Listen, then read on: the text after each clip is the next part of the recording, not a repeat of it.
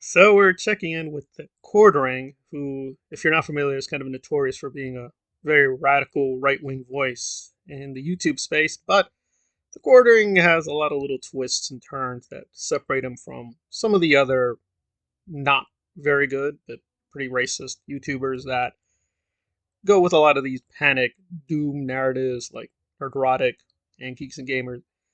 But I want to say Jeremy is a little bit stronger. He's not as lunatic. He does do a lot of conspiracy theories, and there's a lot of racism in his content, but he occasionally checks in with these things called facts, and Jeremy is going to try to explain why it will not bomb totally, but it will still fail. But as always, he's not making any sense, even grammatical sense. Vastly dropped from the original Black Panther movie, but the fans seem to love it. I nothing Black Panther.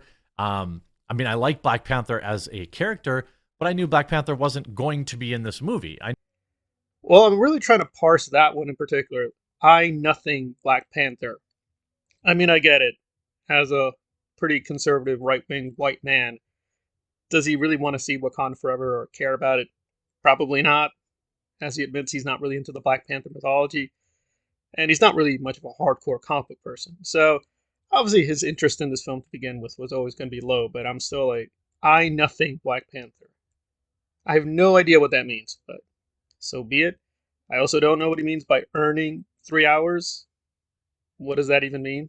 I guess he doesn't think the events in the Black Panther story are large enough or strong enough to warrant 3 hours.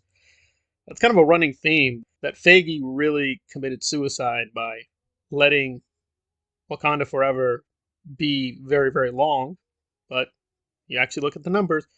Yes, it did experience a significant drop, but that is pretty normal for blockbuster films. So it's not clear where we're going with this. It just seems we're dancing around the obvious problem here that this film, yes, does have a lot of black women, and it does feature prominently non whites.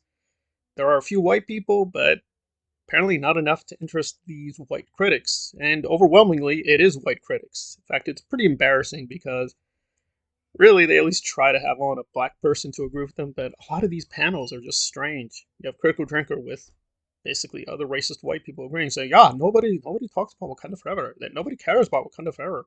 Yeah, I would guess people around you don't care about Wakanda Forever, but that just means people around you don't care about Wakanda Forever. But presumably, we can be given stronger reasons not to care about this film. But then, as Jeremy tries to lay it out, it's still not adding up. Name a sequel that did as well or better in the first movie. It's a very rare thing. That's just dead wrong.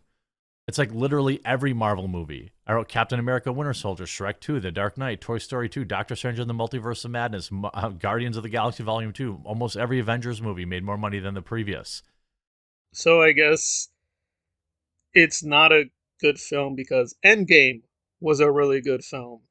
Well, I'd have to shock him and say I don't think Endgame was much of a film at all, but I can kind of see what he means that Endgame was a big spectacle, and maybe he doesn't think the spectacle in Wakanda Forever matches that, although I think they definitely tried. When you have all this globe trotting, tons of action scenes. I also found it pretty odd that they couldn't even add up the simple stuff of asking, well, why is it that Namor was weak at the end? When they established pretty clearly, yes, when he's in water, he's very powerful. He's out of the water, he's going to be less powerful. Or how did Shuri survive being stabbed? Well, for this genre, that is fairly normal. There's a lot to criticize with Wakanda Forever, even its box office performance, but it's really not that much. I mean, it's just doing a little worse than Strange and Multiverse of Madness, and that would be kind of impossible to overcome because really, what competed with Multiverse of Madness? Maverick? Strange had a much bigger built in audience, and you can definitely see they were teasing a lot of things with what they're going to do with Wanda and America Chavez. And you can't ignore the obvious that, yes, it had, quote, white stars at the center, so maybe that really helped it sell to a much larger audience. But it's doing less well than Multiverse of Madness. Maybe it won't make a billion, but you'd have to be pretty crazy to say that if Wakanda Forever only makes 800 to 900 million dollars, it's a failure. I think most people would say if they woke up tomorrow and they got like 200 to 300 million profit, in the mail, they'd say, "Ah, that's a success." "Oh, it's disappointing, and it's the MCU opening, blah blah blah blah blah." And they'd be like, "Who the hell cares? It made a lot of money. It's going to make a lot of money." I just don't understand. It just seems like these white racists just can't handle being white racists and just keep trying to come up with these weird reasons to get around being white racists, but that's what they are, and clearly the film was not geared towards them. Right. The fact that it's succeeding is really scaring them. Is like the MCU apparently doesn't need the hardcore white racists the way it used to.